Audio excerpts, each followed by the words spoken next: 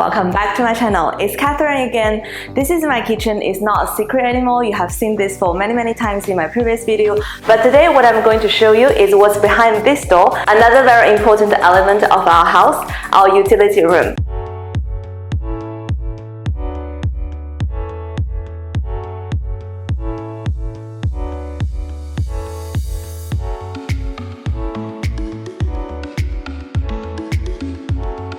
Our utility room hides at the corner of our kitchen. Here is the door to access it. Because it's discreet and because there's a door which shuts everything, we care less about the tidiness of our utility room, and it gradually becomes a place where we dump all the random stuff. While we're talking about its design today, I will also give it a declutter and clean up. First of all, let's talk about the layout. When I was designing the house, I always knew I wanted a separate utility room, no matter how small it would be. Because I want to maximize the storage and function of our kitchen, I would then need to find a new home for things such as boiler, washing machine, and dryer. I also like the idea of having the utility room just next to the kitchen, so it makes it easier to grab tools and stuff when we need. After going through a lot of designs, I then worked out this layout. If you guys remember, we have taken our house back to brick and did a top-to-bottom renovation from inside out. We have also taken away all the original partition walls and redid the partition according to our preference. Take our ground floor as an example. This was how it looked like before the renovation and our extension. You see where the kitchen was? This area now is exactly where our utility room is. Here is the current floor plan of our ground floor. We kept the living room at where it was but moved the kitchen entirely to the extension. For the middle part of the house, where sunlight is relatively limited compared to the two ends of our terraced house, I used this area for our downstairs toilet, this space for our huge 4-door French-style fridge, and this remaining area for our utility room. The measurement of this utility room is 2.5 meter long by 1.8 meter wide. On this side, we made a set of cupboards and drawer units. Starting from the left, a top-to-bottom cupboard housing the boiler and the 200-liter cylinder, wall unit above the quartz worktop, a tiny sink which is mainly used for emptying the water container from the dryer, 3 drawers at the bottom to store things such as stationery and tools. On the right-hand side of this wall, we stacked our washing machine and dryer together. In the middle, there is a drawer to store clean hand towels and tablecloth. Opposite to this side, we made some 20 cm depth shelves for household stuff storage. Because this is a utility room and it's sort of hidden, these drawers get really messy easily. I always struggle to locate things, so let's give it a clean. I try to categorize the stuff according to its usage frequency and functions. For example, for the top drawers, I've kept things that we use very often, such as scissor, tape, and small tools for easy tasks here and there in the house.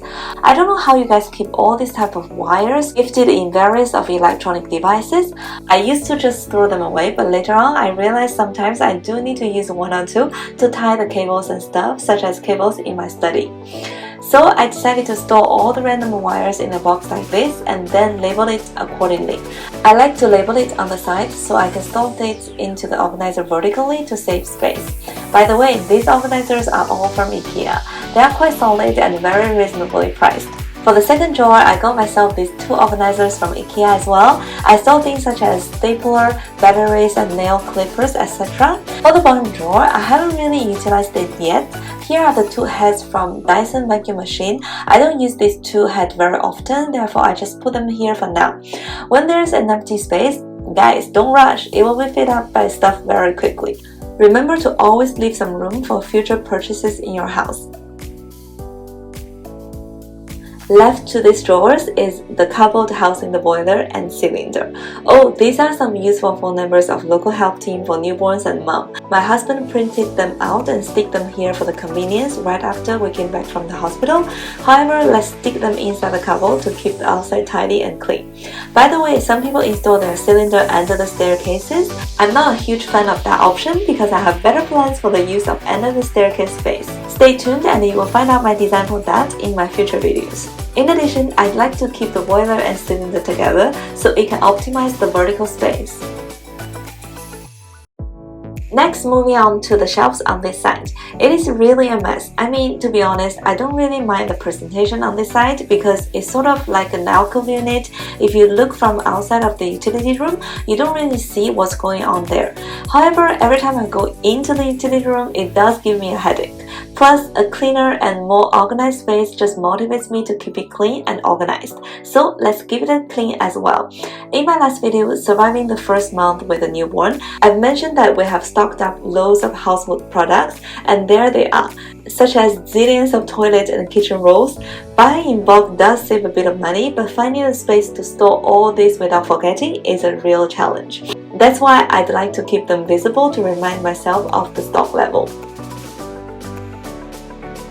We kept all the cleaning products we are currently using in these two cells. When it comes to cleaning, at least I know where all the products are. The rest of the shelves are used for storing supplies such as big water bottles, travel-size water, and laundry-related products. While at the bottom of these shelves, I've kept a stepping stool which I use nearly every day, a laundry basket which is very handy given this room is also our laundry room, and our Dyson vacuum machine which is the lifesaver for ground floor where we receive our visitors and ask them to keep their shoes on. Here is my another tip. Where you renovate or interior decorate your place, always remember to consider having sockets next to small appliances such as vacuum machine for the convenience.